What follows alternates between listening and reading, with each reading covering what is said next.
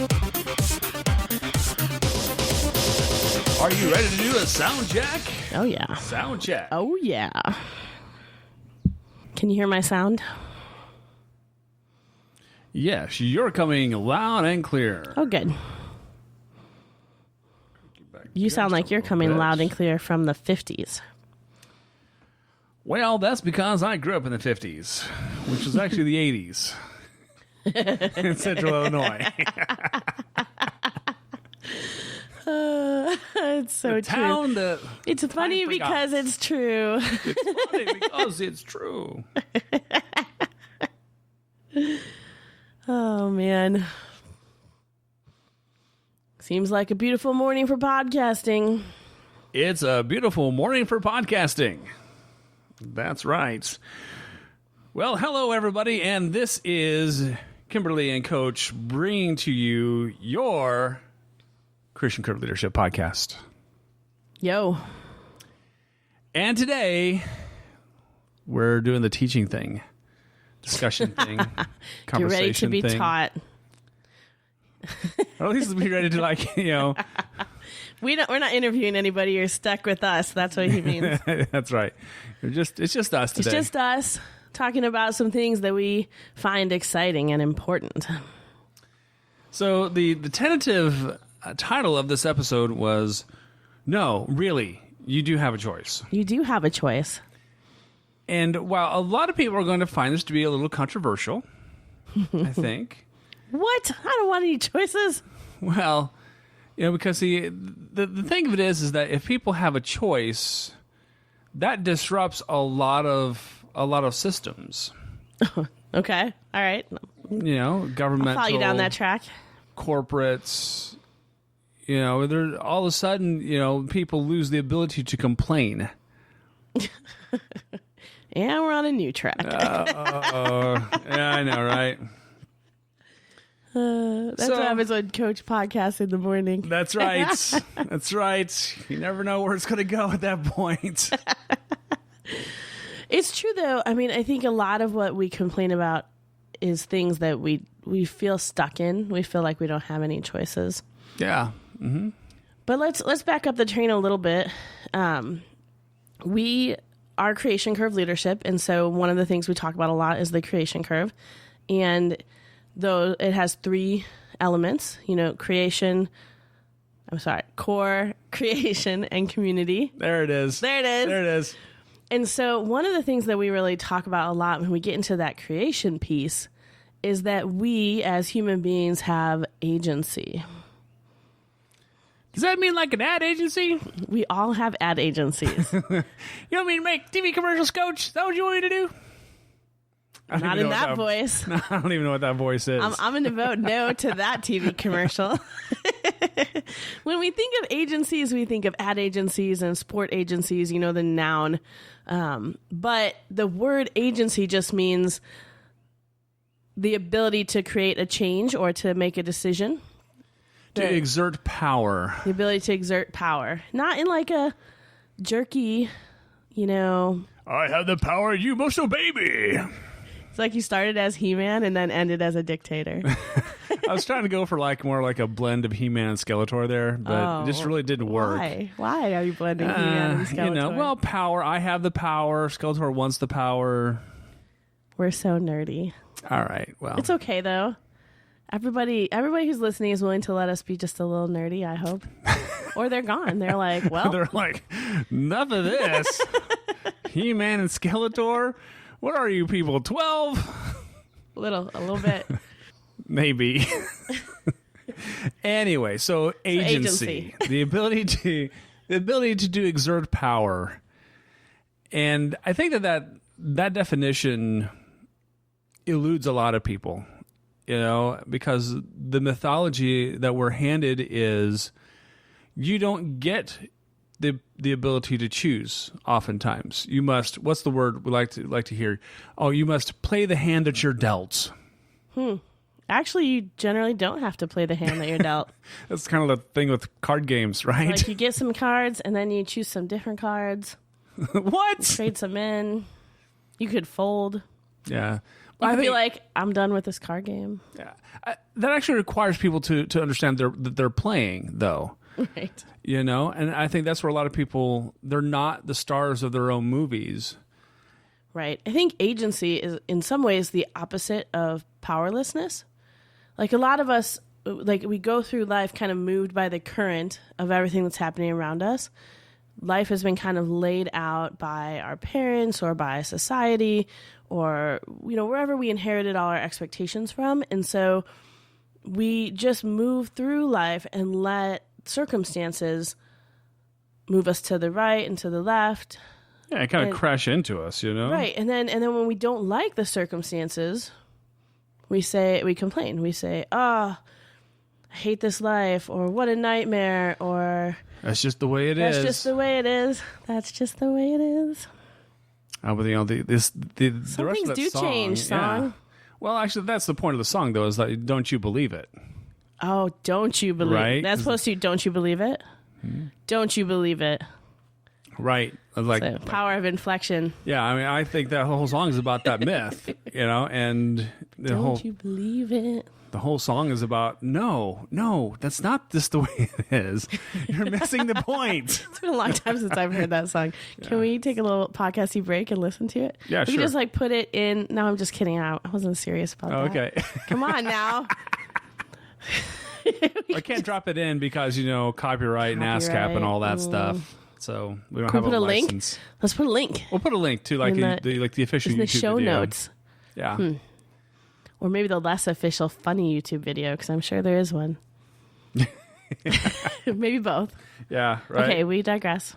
So, don't you believe it? Coming back. So don't you believe it? So, but here's the thing. I mean, we also need to understand that, you know, we don't have cosmic agency. Mm-hmm. You know, we're not God.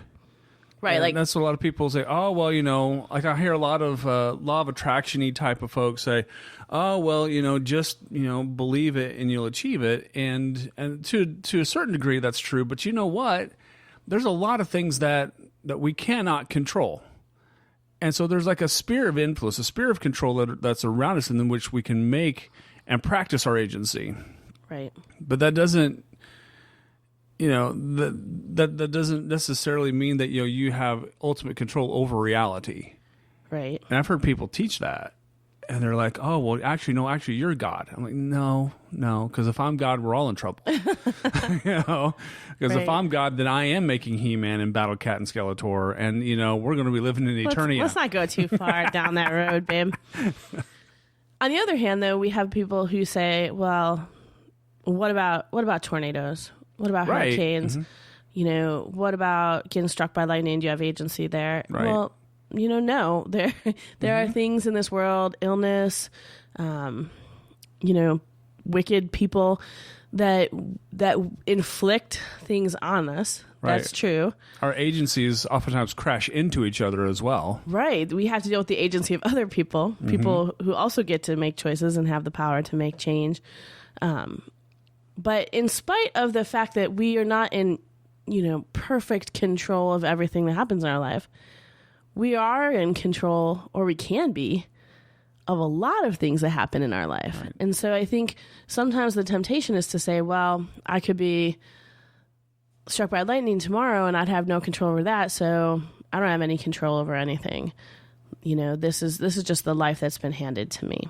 And so what happens is I think people have values and dreams that they want to act out, but they don't feel that like they can. They feel stuck. Right. So what's an example of someone who maybe feels really stuck, but isn't?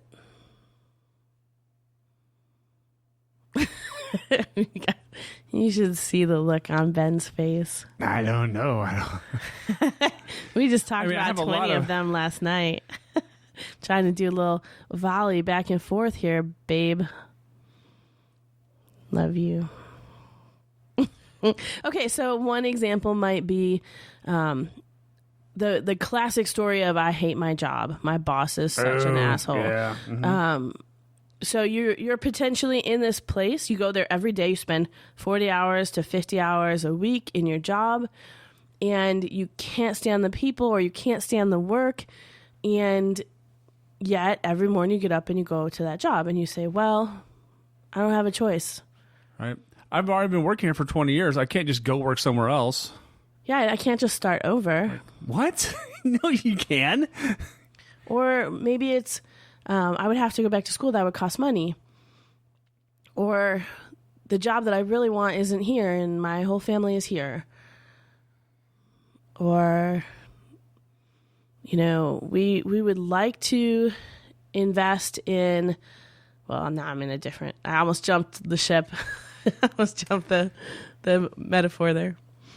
I think other stories like, my family would not support that thing, whatever that thing is. I want to marry the wrong person or go into the wrong profession. In some families, there's a high expectation that you go into a family or a profession where you are helping someone, like a teacher or a pastor. Or some families are, you need to be an engineer or a doctor or a banker, or insert name of highly paid position here, and that individual actually wants to go join the Peace Corps. Right. Or in some families, the idea of going to college and trying to have a professional job is like haughty. Like, oh, you think you're better than the rest of us. Who do you think you are? Who do you think you are? That's our favorite non-agency statement because it means someone can do that, but just not you. Who do you think you are? You. A person who's allowed to do the thing you want to do? Who do you think you are? A human being? I think a lot of time when we say, I just can't do that, I could never do that, I'm stuck here. It's not that we can't do it, it's that we feel like the cost is too high. Oh, what? A lot of times making a change for something that we want more than what we have is going to cost something. It's true. It might cost money. It might cost disappointing your family. It might cost gosh, I cannot think of the word.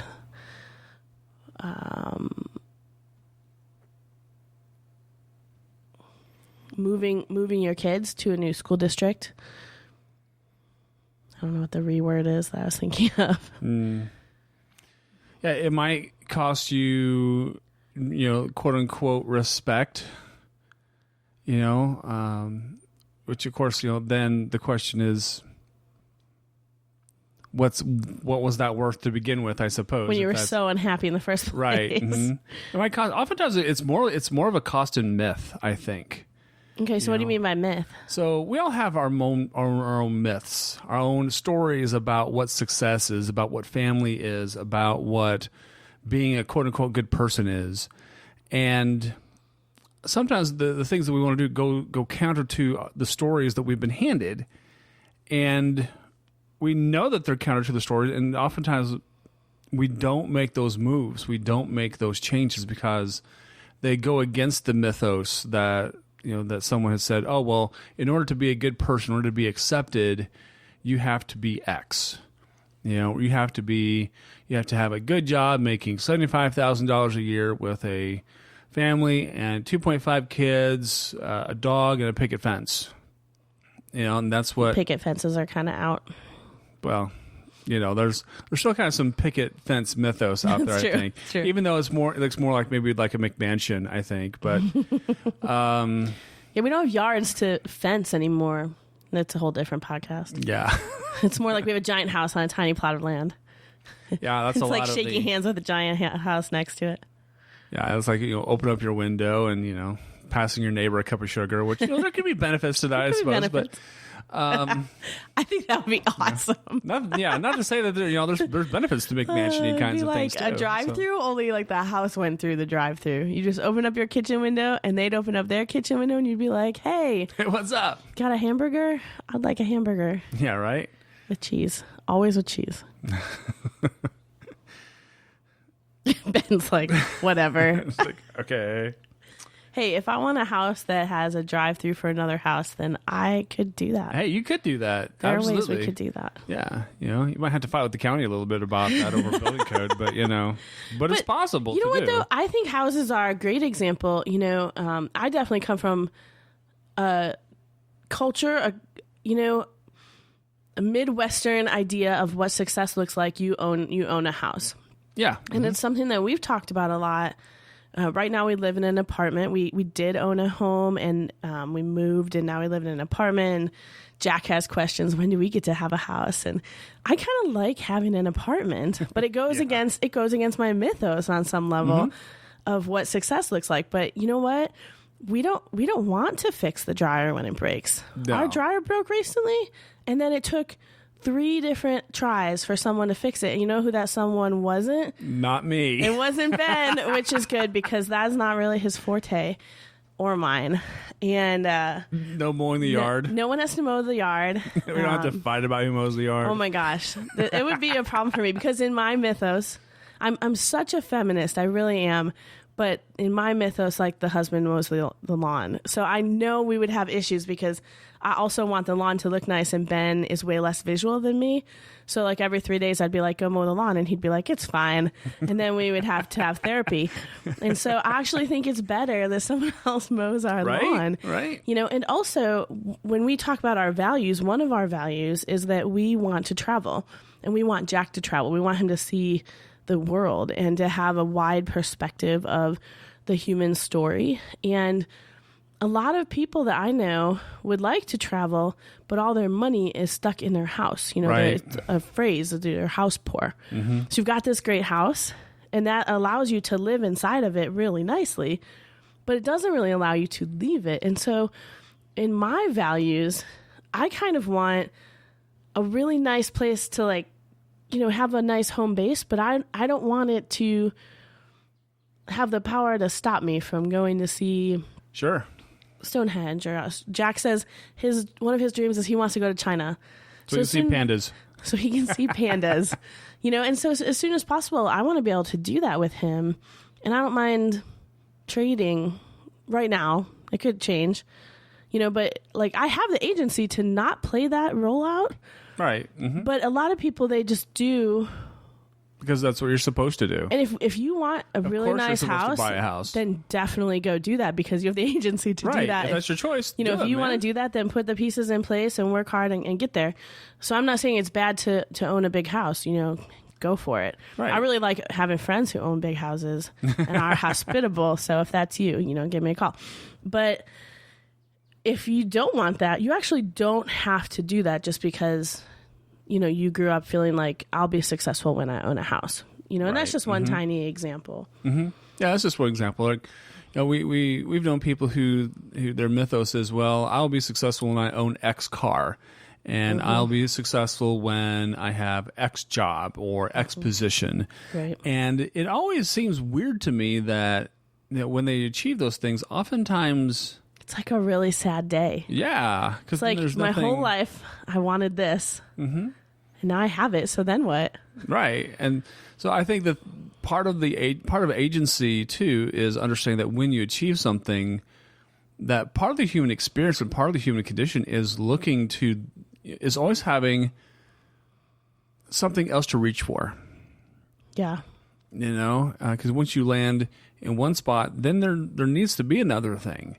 I think that's how we're designed. I think we just have that built-in desire to reach, and when people reach the end of their mythos, then they find out that maybe their mythos was too small.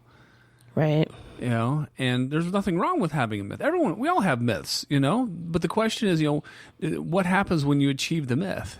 You know, what happens when you ascend to Mount Olympus, you know, and capture the thunderbolts? I mean, then what do you do? Right? Sorry, I'm dipping into Greek mythology, young Hercules there. So. Wow, babe. Going for the, you know. I'm going to have to start bringing in some actual, you know, current TV references just for balance. Yes, perhaps. But I think, you know, one of the things that I think we want to come back around to is that, you know, agency and the desire to achieve and the desire to reach, you know, it does cost something oftentimes. And sometimes that cost is worth it. And sometimes we don't feel the cost is. Sometimes the cost when we examine the cost, it brings about fear. And a lot of people stay exactly where they are because where they are is probably okay enough, you know, and at least we have something to complain about.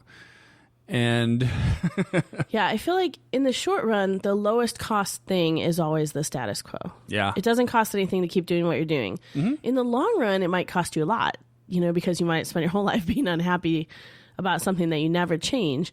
But in the short run, there's not a high cost to keeping doing what you're doing. There's only the cost you've already paid and that you're currently paying. It's not like a investment, Mm-hmm. Mm-hmm. But to change the status quo, it's going to cost you something.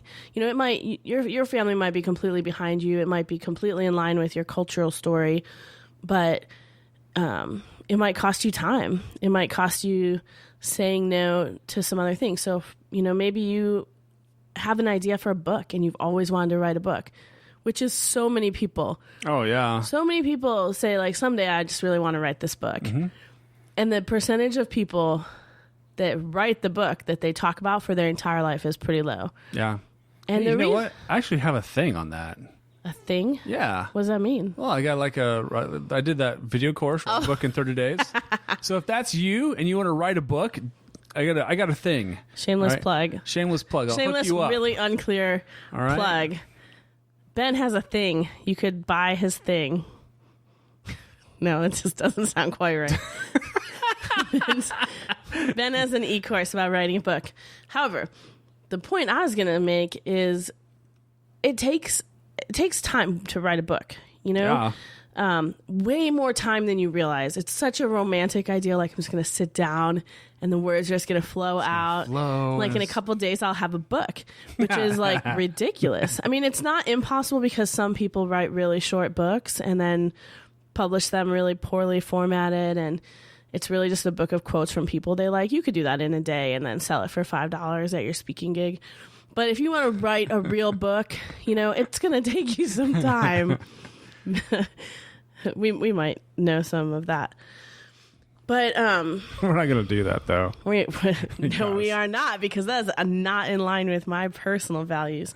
But, if I write a book and I put my name on it, then I want it to be something that I'm really proud of. And I know, because I've made books before, it takes a lot of time. And then if you're going to publish it in a traditional way, you're going to write it, and then it's going to take like 1.5 to 2 years before it like sees the world, because it takes time to lay it out for print and to edit it and to proof it and copy it, edit it, and to design the cover and to decide what the title is, because you almost never get full decision on your title. Mm-hmm. Although you do have a choice, unless you sign a real dumb contract, to like say, no, this will not be the title. Yeah. And so there's just a cost. And so one of the reasons that I haven't written a book, because I have many ideas for books and have made books, so you would think it wouldn't be that hard. I just wrote a book for someone else, actually. It's because I would have to say no to so many things to make the space to do that. Yeah. And so there would be a cost. And so far, I haven't wanted to say no to those things. Ben and I have a high value for neighboring and for being in a relationship with people. I don't want to say no to people right now so I can hold up and write a book just yet. Someday there's going to be a day that I'm ready to do that, but it's just not yet. You have to count the cost, but then I'm not saying, well, I can't write a book because that just can never happen to me. I haven't been given the kind of life that allows me to write a book. Well, that's not true. I just haven't chosen to write a book yet. Right. I completely have the agency to write a book. Mm-hmm. Yeah, it's definitely within your sphere of influence and your sphere of movement. And I think that's the thing that a lot of people think, that they have this weird lockdown on themselves, because they haven't seen other people do it. They've only seen, their stories have only extended, for as far as what they can see. And when they have these other ideas about what they maybe could do, they think, oh, well. But nobody can do that. Nobody can do that. Nobody can make a thing fly, right? Nobody can, create a horseless carriage. Nobody can create a box that can, have moving pictures on it. We've had all kinds of bizarro things. Like, if we were to go back in time and do a little time travel and, with a cell phone, Let's take a cell phone back to the 1600s, and see how long you last before you're called a witch. I mean, but that's because people exercise their agency and move past and beyond what their story led them to. Mm-hmm. They walked past the story that they had been given. And I think that's another part of agency, is that you can go ahead and create the things that you've been dreaming about. Right. It's not only just what someone has told you can do. Right. And I think, you're kind of in the realm of the extreme with inventions that people think are impossible there. But I think also there are things where we think people can do it, but somehow like only great people can do that, and we don't see ourselves in that category. Like, like only geniuses can write a book, or only a real powerhouse person can can have this role, and that it gets back to that, like, who do you think you are? Mm-hmm. Real people don't become professional athletes. Well, yeah, they do. Not very many of them, but they do. J.K. Rowling, who wrote Harry Potter, she lived in her car for part of the time that she was writing that. Yeah. And she was really, really struggling and poor, and there was a story she was telling her children because they had nothing else to do, and yet we think like all the conditions have to be perfect for us to... Stars must align. Yeah, there has to be like a spotlight from heaven saying, I have decided that you will write the next 7-book series of awesomeness. Mm-hmm. Or someone will bust out their fairy godmother magic wand, and somehow grant you magical powers to perform the actions. Like we feel like we personally don't have permission. Yeah. Well, we do to do the thing that we're dreaming about, right? And I think a lot of times the difference is one person believes that they can and one person doesn't. Yeah. So what you going to be? That's the question, my friends. Are you going to exercise the agency to do the things that you actually want, and are you willing to step up, count the cost, and pay it? Right. And if you're not, that's okay. Yeah, it totally is okay. Sometimes it's not worth the cost to you. Right. But then stop complaining about it like it's someone else's fault. Right, sure. There's a lot of opportunities I have walked past and have been offered to me, but because they would have put me on the road 260 days out of the year, I walked past because the cost wasn't worth it to my family. So could I have made a whole bunch of money and be in a completely different spot than I am now? Well, sure, of course I could. I don't dislike the spot that I'm in, but at the same time, I've bypassed a lot of opportunity because it just wasn't worth the cost. And so while I could have exercised my agency to select those conditions, I opted not to. And so that's the other side. So what do you feel agency. like you selected instead? Because it's not like you didn't select something. Right. I certainly selected, and I made lots of selections, but I think my family has been always my priority, versus, because let me tell you, first of all, I abhor traveling by myself because it's the worst possible thing for me to go into a restaurant and sit by myself. I hate that. Traveling with Kimberly and Jack, on the other hand, is way more fun. Because then there's a shared substance of things that we get to do together, and so that's a completely different selection. And right. so that's been his boss actually knows if she really wants him to travel, she has to buy tickets for me and Jack. Yep. And then the chances are really good that he's going to go.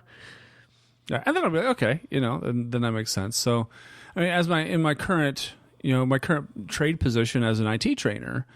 I have a ton of opportunity. If I were to, decide I wanted to travel every week, I could travel every week. Right. But that would uproot everything that's here in Austin. Mm-hmm. So I'd have to leave Paradise every week. And if you'd want to do that, it's hard to get people to travel when they live somewhere so awesome. Yeah, right. Or I could just stay here in Austin. So I could just stay here and do that. But I think just constantly you choose to be present with Jack, Yeah. Which is a choice, I think, in our culture too, that, in our family, we we co-parent, we're like 50-50. Ben is just as involved as I am and more on some days, but there's a lot of cultural spaces where that is not the story. Right. Like the husband feels like, I don't know what I'm doing. So I just let the wife handle it, and which drives me up a freaking wall, by the way. Like, right, can we just diverge for just a second? Let me tell you a story, okay? There was a fellow that I knew. All right, and then I started to get to know, and I had at least a modicum of respect, and then oh man, Ben has a real frown on. Oh, you should see his face. He's all furrowed brow. This story, and this is a fellow who was at a church that we were part of, and they had a baby. He and his wife had a baby, and when it came to, I overheard him at some point in time. They were talking about diapers and baby stuff, and he said, "Oh, I don't do any of that stuff. That's what my wife is for." And I wanted to knock him out. I mean, I could not believe the hubris and the misogyny in that statement. I know that's been like the traditional roles, for a long time in American culture, but it's ridiculous. We need to call it out and say that we have to, as dads, we have to stop being stupid. And I think as moms, we have to let our husbands co-parent. I think there's some. It's not just the men. I think that reinforce that role of like mom has to do everything, because sometimes that's the story that the mom wants. Right. Like to be the martyr that doesn't have any help, and they want to be in control of everything their children are doing. They don't like how their husbands do it. Right. So they're like constantly criticizing their husband. We're in like a totally different podcast now, but I mean, I do think you don't have to live that story. Right. You have agency to change the story. Yeah. So like our buddy Andy back in Roselle, was a very checked in dad. Yeah. Very active, in his job, but I mean, dude was, and still is, 100% for his girls. Also from the same church, so not every church person. Right, and that's the other thing, that in the same church, we've got Andy, and then we got this other guy who we shall not name. And then like even here in town, like Terry, who is a, quote unquote stay-at-home dad, or a little more like a work-at-home dad. Right.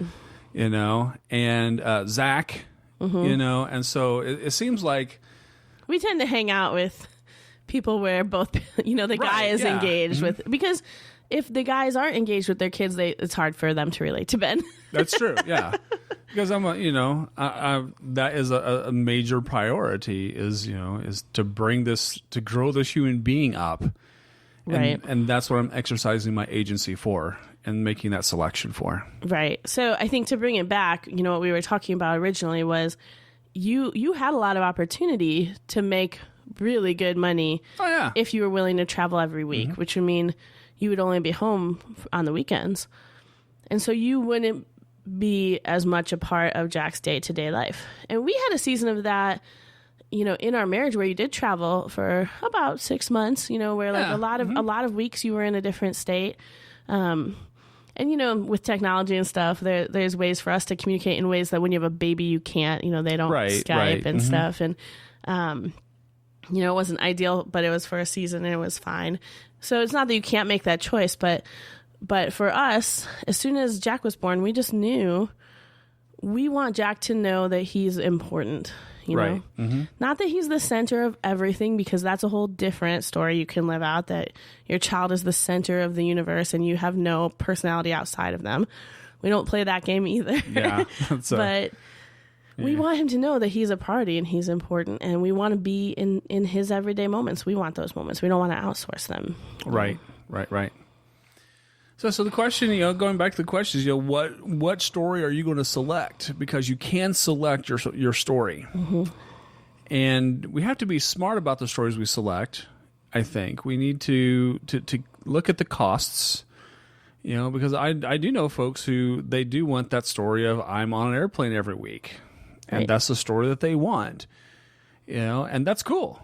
and they want the the mansion, and they want the super fast car, and then they have the agency to go out and get those things. Right. And I think that even like Stephen Hawking. Okay, let's take him for example. Right. So, dude's a pretty smart guy, right? Just a little smart, average. but he's been confined to a wheelchair for decades. But dude's going into space. Okay? I mean, listen, lots of people say lots of things. Oh, I can't do this. Oh, I can't do that. And you know what? Every time I hear someone say something like that, I'm like, no. It's not that you can't. It's that you won't. Because Stephen Hawking, who can't walk or talk, who has to use a keyboard to talk with, I mean, dude's going into space. Okay. I mean, that's I don't know how much more of a story of agency we can get.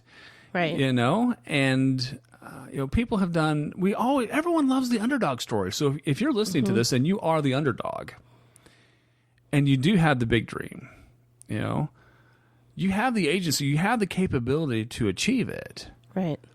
It might be harder than if you weren't the underdog. I mean, that's kind of the definition, right? Right. We're not saying that choosing the circumstances of your life isn't hard. It is sometimes really hard. And sometimes that whatever the thing that you want comes really easily for someone else who has a lot of privilege or who has a lot of talent or, physically can walk and talk without a little machine. Like there are things that can hold you back, but they don't have to hold you back indefinitely, Right. We're not trying to like blow smoke here. Like anybody can just do anything and it's easy, just decide, Because it takes some work now. It's like decide and now work your ass off. Yeah. Because you can make the choices in your life to do the things that you want to do. Mm-hmm. Yeah. So let's end with a story about Les Brown, shall we? Yes, we shall. So this is a good story. So Kimberly and I were coached by Les Brown. So for a short time, and we were at an event. It was the day before the big coaching round, and Les was telling his story. Now, if you don't know who Les Brown is probably one of the preeminent motivational speakers in the world. He has this amazing story. He started off as a quote unquote nobody. And so he was telling his story and how he came up. And he's been doing it for like 30 years. So. Oh, yeah. I mean, dude's been around for a long, long time in the speaking world. When he was starting, it was a little bit of a different world. Yeah, it's a very different world, And so this lady in the audience, raised her hand to ask a question. And, her question was very rehearsed, very... It's like a sing-songy. Yeah. Like she really loved to say the phrase. Mm-hmm. She just wanted to say this. She says, when did you realize that what you visualize will materialize? Only higher pitch, like, when did you realize that what you visualize will materialize? That's good. That was a pretty good imitation. Yours had there. Too much swagger. Yeah, right. And so Les thought about it for a second, and he got this kind of thoughtful look on his face, and then he turned around and he says, when I work my ass off. Oh, man. That was a good day. That was a classic moment, and it's true. And he has worked his ass off, Right. I mean, there's a reason why he gets paid, $30,000, $60,000 a gig, because he has worked and worked at his craft. And he made selections along the way to put him where he's at. Right. So, what are you going to pick? What are you going to choose? How are you going to be using your agency? What is it going to cost you? Is it worth the cost? If it is, will you work your ass off? Right? So, you've been listening to Creation Curve Leadership with Coach and Kimberly. And that's the end. That's all we got. Thanks Peace. for tuning in. Bye.